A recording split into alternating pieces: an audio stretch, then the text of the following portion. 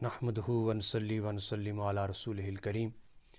اما بعد فاعوذ باللہ من الشیطان الرجیم بسم اللہ الرحمن الرحیم ان اللہ وملائکتہ یصلون علی النبی یا ایہا الذین آمنوا صلوا علیہ وسلموا تسلیما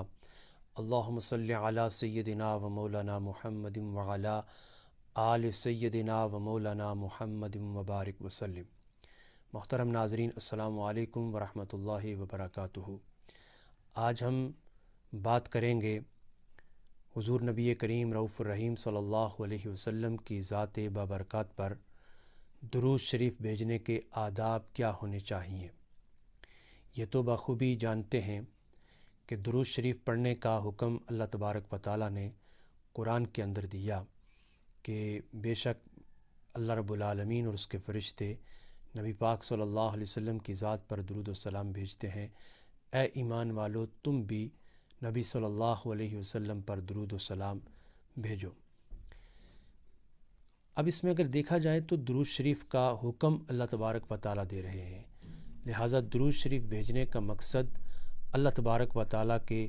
حکم کی اتباع سمجھ کے اور اللہ تبارک و تعالیٰ کی رضا کے لیے ہمیں درود بھیجنا چاہیے۔ پھر اس کے ساتھ نبی پاک صلی اللہ علیہ وسلم پر درود پاک بھیجنے والے کا جسم اور لباس پاک صاف ہونا چاہیے، بلکہ درود شریف باوضو ہو کر کے بھیجنا چاہیے۔ لیکن اگر کوئی بے وضو بھی بغیر وضو کے بھی درود شریف بھیجتا ہے تو درود شریف وہ بھیج سکتا ہے، اور مسواک سے منہ کو پاک صاف کر کر کے تو پھر نبی پاک صلی اللہ علیہ وسلم پر درود بھیجنا چاہیے۔ اسی طریقے سے خوشبو لگا کر درود بھیجنا بہت ہی افضل اور بہتر ہے۔ حضور نبی کریم رؤوف الرحیم صلی اللہ علیہ وسلم پر درود شریف جس جگہ پر بیٹھ کر کے بھیجا جائے اس جگہ کا پاک اور صاف ہونا بھی بہت ضروری ہے، اور اس ماحول کا صاف ستھرا ہونا بھی بہت ضروری ہے۔ حضور نبی کریم رؤوف الرحیم صلی اللہ علیہ وسلم پر جو درود شریف بھیجا جائے وہ مکمل یکسوئی اور لگن کے ساتھ بھیجا جائے اور پوری توجہ کے ساتھ بھیجا جائے، اور تصور میں نبی پاک صلی اللہ علیہ وسلم کا روضہ اقدس ہونا چاہیے، یعنی درود شریف پڑھنے والا جو ہے وہ نبی پاک صلی اللہ علیہ وسلم کے روضہ اقدس کو اپنے تصور میں لا کر کے تو خوب آقا علیہ الصلوۃ والسلام کی ذات پر درود و سلام بھیجے۔ اور پھر اسی طریقے سے حضور نبی کریم رؤوف الرحیم صلی اللہ علیہ وسلم کی توجہات طلب کرنے کی نیت ہونی چاہیے کہ میں جس انہماک کے ساتھ اور جس یکسوئی کے ساتھ نبی پاک صلی اللہ علیہ وسلم پر درود شریف بھیجنے لگا ہوں، مجھے آقا علیہ الصلوۃ والسلام کی توجہات حاصل کرنی ہے۔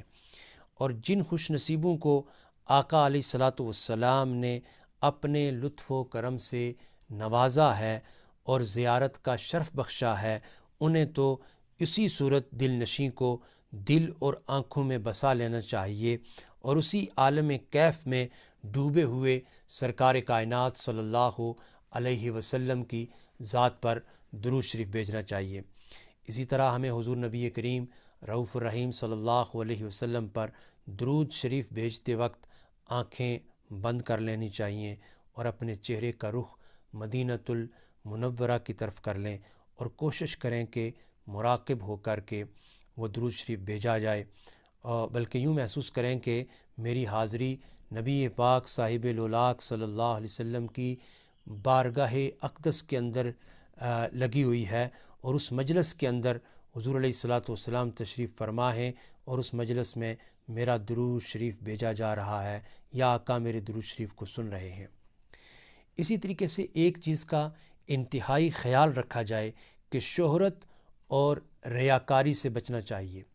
ویسے تو کسی بھی عمل کو اگر ہم اللہ اور اس کے رسول صلی اللہ علیہ وسلم کی رضا کی خاطر نہیں کر رہے،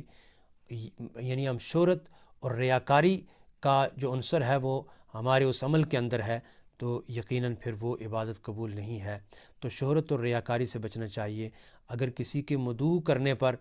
درود پاک کی مجلس میں حاضر ہو تو وہ کسی پر احسان نہیں جتلانا چاہیے، بلکہ اپنی خوشبختی سمجھنا چاہیے، اور اللہ تبارک و تعالیٰ کی جو رضا ہے وہ پیش نظر رکھنی چاہیے۔ اسی طرح جب بھی نبی پاک صلی اللہ علیہ وسلم کا اسم گرامی سنا جائے، آقا علیہ الصلوۃ والسلام کا نام نامی لیا جائے، یا آقا علیہ الصلوۃ والسلام کا نام نامی اسم گرامی محمد صلی اللہ علیہ وسلم لکھا جائے تو درود شریف ضرور بھیجنا چاہیے، یعنی صلی اللہ علیہ وآلہ وسلم، یہ کہنے سے وہ جو درود شریف یعنی آقا کا نام لیا جائے اور حضور علیہ الصلوۃ والسلام کی ذات پر درود شریف پڑھنا واجب ہو جاتا ہے۔ اگر کوئی اتنا کہہ دیتا ہے کہ صلی اللہ علیہ وآلہ وسلم تو گویا اس نے حضور صلی اللہ علیہ وسلم کے نام نامی اسم گرامی پر درود شریف بھیج دیا ہے۔ اسی طرح درود شریف اونچی آواز میں بھی بھیجا جا سکتا ہے اور پست آواز میں بھی بھیجا جا سکتا ہے۔ اگر اونچی آواز میں بھیجے تو بھی آواز معتدل ہونی چاہیے، یعنی خوب چیخ کر کے نہیں بھیجنا چاہیے، بلکہ آقا علیہ الصلوۃ والسلام کی ذات پر درود شریف اس انداز سے بھیجا جائے کہ درمیانی آواز ہو، خوبصورت لحن کے ساتھ، یعنی خوبصورت آواز کے ساتھ، اچھے لہجے کے ساتھ آقا علیہ الصلوۃ والسلام کی ذات پر درود شریف بھیجنا چاہیے۔ اور حضور نبی کریم رؤوف الرحیم صلی اللہ علیہ وسلم پر درود شریف بھیجتے وقت یہ جتنے آداب ہیں ان سب کو ملحوظ خاطر رکھنا ضروری ہے، کیونکہ ادب اور محبت کا تقاضا بھی یہی ہے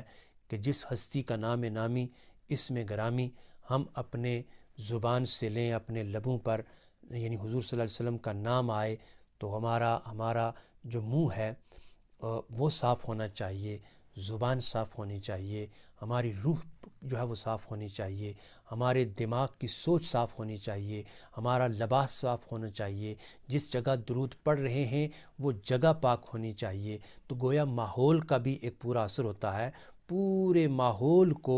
جب ہم بہتر طریقے سے بنا کر کے اور آقا علیہ الصلوۃ والسلام کی بارگاہ کے اندر